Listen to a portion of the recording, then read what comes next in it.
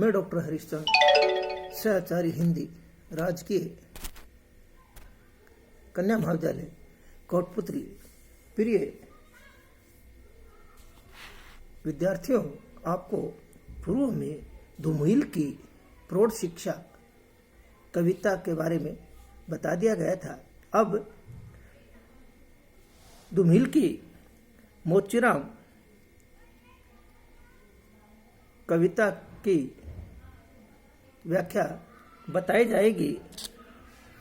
रोपी से उठी हुई आंखों ने मुझे क्षण भर टटोला और फिर जैसे पतियां हुई सवर में वह हंसते हुए बोला, बाबूजी सच कहूं, मेरी निगाह में न कोई छोटा है न कोई बड़ा है। मेरे लिए हर आदमी एक जोड़ी जूता है जो मेरे सामने मरम्मत के लिए खड़ा है। और असल बात तो यह है कि वह चाहे जो है, जैसा है, जहाँ कहीं है। आजकल कोई आदमी जूते की नाप से बाहर नहीं है।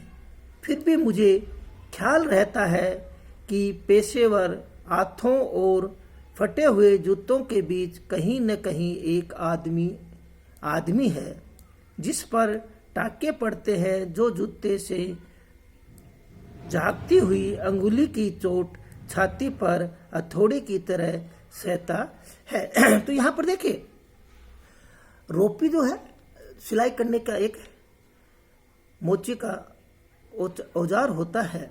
यहाँ पर दुमिल की बहुत चर्चित प्रसिद्ध कविता जो है मोचीराम से ये अवतरण लिया गया है। और इसमें दुमिल प्रतीकात्मकता और बिंब प्रधान कविता है, जिसमें दुमिल ने मोची के माध्यम से आज के मनुष्य की स्थिति की भंगिमाओं का क्या है उद्घाटन किया है, व्यंग्यात्मक शिल्प का किया है। और दुमिल की मोचीराम कविता जो है उसके माध्यम से मनुष्य और उसका जो व्यक्तित्व है उसको कवि ने क्या है पहचाना, बताया है, वो कोशिश की है। क्या कहता है कवि? कहता है, दुमिल कहता है कि रोपी से जो चमड़े के जूतों को सिलने का एक मोची का औजार होता है, उससे जूतों पर काम करते हुए नए ग्राहक को आगमन पर थोड़ी देर के लिए अपने नीचे की हुई निगाहों को ऊपर उठाकर मोचीराम क्या करता है, मुझे देखा और संकेत की मोचीराम ने समझा, खड़े हुए व्यक्ति को, कवि को, उसको उसकी ओर देखा। क्यों? कवि यह भी कह रहा है कि देखने की इस प्रक्रिया में उसने अपनी गहरी और तीखी जो नजर है से मुझे टटोला एवं विश्वास भरे स्वर में किंचित हंसते हुए मेरे मन में चल रही जिज्ञासा को शांत करते हुए कहा, बाबूजी क्या? वो कहता है, बाबूजी हम मोचियों के पास तो जो जूते मरम्मत के लिए आते हैं वो चाहे छोटे आदमी के हो चाहे बड़े। तो क्या कहता है कि वो कहता है कि यहाँ पर जो भी व्यक्ति आता है जूते को ठीक कराने के लिए आता है, सिलवाने के लिए आता है, तो वो क्या है, चाहे छोटा हो चाहे बड़े हो, सभी क्या है समान रूप से होते हैं। चाहे गरीब हो चाहे अमीर हो, वे होते हैं जूते ही जूते। संकेत यह है कि मोचीराम अपने सामने खड़े हुए प्रत्येक व्यक्ति को एक जोड़ी जूते के समान ही समझता है। क्यों? कि सभी क्या है समान है, गरीब है, धनवान है, बड़ा आदमी है, छोटा आदमी है, सभी क्या है समान रूप से है। और सभी को क्या समझता है, वो एक जोड़ी जूते के समान समझता है। वह यह अनुभव करता है कि जो व्यक्ति जूतों की मरम्मत करने के लिए आया है वह भी किसी जूते से कम नहीं है। संकेत यह है कि जिस प्रकार जूता व्यक्ति के पैरों की सुरक्षा करता है, उसी प्रकार प्रत्येक व्यक्ति जूते की सुरक्षा करता हुआ एक प्रकार से अपने पैरों के इज्जत और सुरक्षा के प्रति सावधान रहता है। क्या कहता है, मेरे लिए हर आदमी एक जोड़ी जूता है, जो मेरे सामने मरम्मत के लिए खड़ा। वो सब कुछ क्या है, समान रूप से समझता है, किसी में क्या नहीं करता है, भेदभाव नहीं करता है। और क्या कहता है, सामाजिक व्यवस्थाओं पर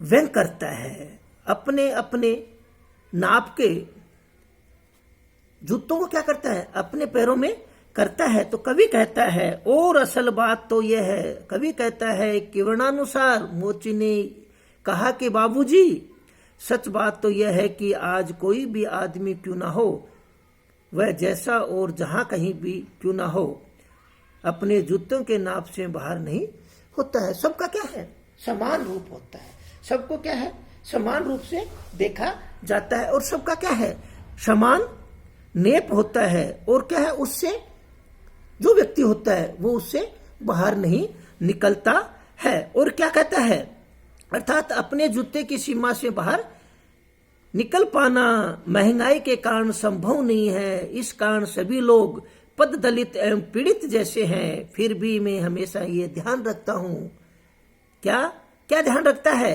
कि मेरे पेशेवर हाथ है और दूसरे का मरम्मत के लिए आया फटा हुआ जूता। और उसका खुद का तो क्या है, क्या कहता है कि मैं तो पेशेवर हूं, क्योंकि मेरा तो ये काम है, पैसा है। परंतु क्या है, जो दूसरा जो आता है उसके क्या है, मरम्मत के लिए फटे हुए जूते आते हैं। उन दोनों को मजबूर आवश्यकताओं के बीच एक अदद आदमी अवश्य फंसा हुआ रहता है। उसी पर हमेशा सुआ होता है, उसको सिलने वाला, और धागा के टांके पड़ते हैं। वही हमेशा फटे जूते की झांकती अंगुलियों की चोट को हमेशा उसी तरह सहन करता है जैसे सीने पर कोई हथौड़े की चोट मारता हो। तो क्या कहता है कि उसकी जो है, उस सुए और धागा का जो टाका है जो पड़ता है, वो हमेशा ही क्या है, फटे जूते की झांकती हुई अंगुलियों को क्या करता है, चोट करता है। वो क्या है, उसका याद दिलाता रहता है। तो मोतीराम धूमिल जो है, उस मोतीराम कविता के माध्यम से क्या करता है, व्यंग्य करता है। और क्या कहता है, वो व्यक्ति जैसे पैसे में होता है उसी पैसे की पद्धति का कार्यकलाप करता है। और साथ में क्या है, सामने आए हुए व्यक्ति को केवल वो किसका, मात्र एक जूते की जोड़ी है उसके समान धूमिल मोतीराम कविता में बताता है। और धूमिल ने यह संकेत भी कि आज की स्थिति यही हो गई है, प्रत्येक व्यक्ति अपने जो दृष्टिकोण रखता है वह स्पष्ट नहीं है, ये उसकी विशेषता है। और साथ में क्या है कि आर्थिक दबाव के कारण विवश मानसिक संवेदना की बड़ी मार्मिक व्यंजना की गई है, और मानवीय संवेदना पर उसका क्या है, प्रतीकात्मकता चित्रण किया गया है। और भाषा कैसी है, सरल है, जिससे क्या है कि पढ़ने वाला और पढ़ाने वाले को क्या हो, एकदम आराम से क्या हो जाती है, समझ में आ जाती है। तो यहां पर क्या है, मोतीराम जो है वो अपनी मोतीराम के माध्यम से मनुष्य और उसके व्यक्तित्व की क्या करता है, पहचान बताता है। और साथ में सामाजिक व्यवस्था पर प्रत्येक व्यक्ति अपने अपने जूते के नाप के भीतर ही रहता है, अपना जो दायरा है उससे बाहर नहीं निकलता है। उस जूते को, व्यक्ति का जो दायरा है, व्यक्ति की जो परिसीमा है, उसको क्या है, उस जूते के माध्यम से ही क्या कर दिया गया है, बना दिया गया है। और क्या है, जो फटे हुए जूते हैं उसको क्या करके, टाका लगा के, धागे से टाका लगा के व्यक्ति को क्या करवाता है, हरदम एहसास करवाता रहता है। ये धूमिल की मोतीराम जो कविता है उसमें मोतीराम गरीब और अमीर, छोटे और बड़े को समान रूप से बताया गया है। जय हिंद।